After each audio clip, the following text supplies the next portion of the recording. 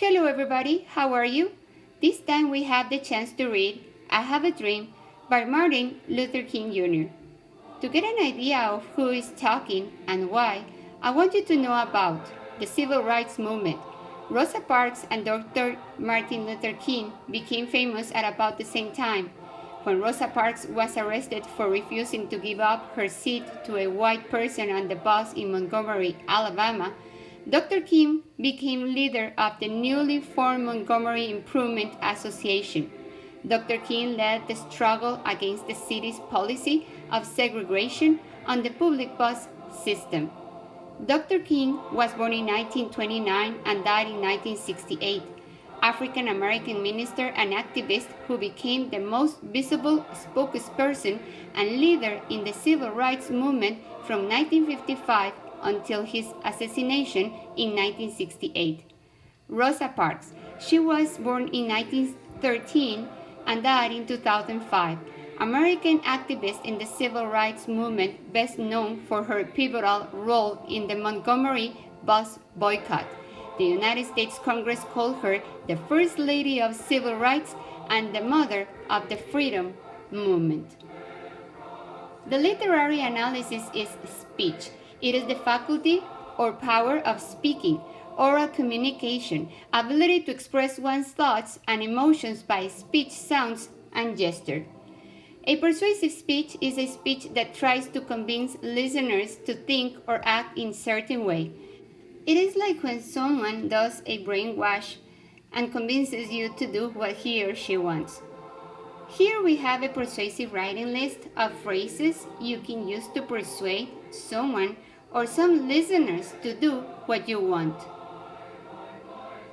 Persuasive speeches may appeal to reason or emotion or both. In order to engage the audience, speakers often include rhetorical devices, patterns or words and ideas that create emphasis and stir emotion in the audience. Common rhetorical devices include the following: parallelism, restatement, repetition, analogy.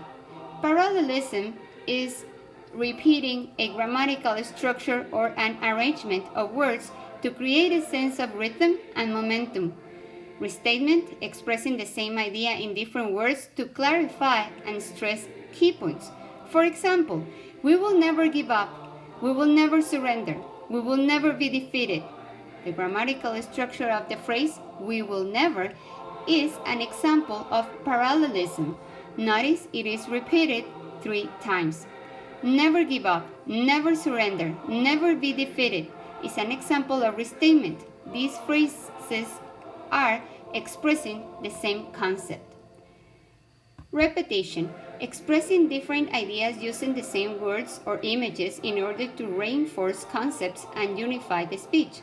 For example, this is a new dawn for our nation. Beginnings now. We have a blank page on which to write a new history.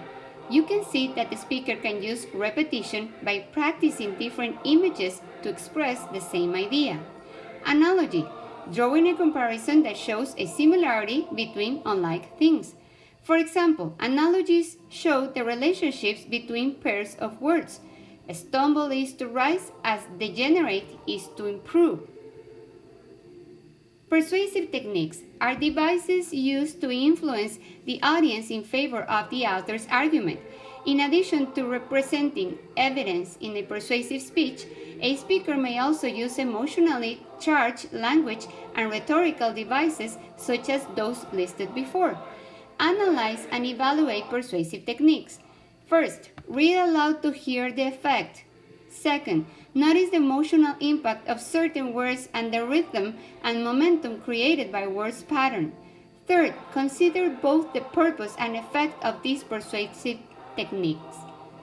In I Have a Dream, King blends simple words and images with biblical and political references to urge his audience to eliminate oppression, prejudice, segregation, and injustice.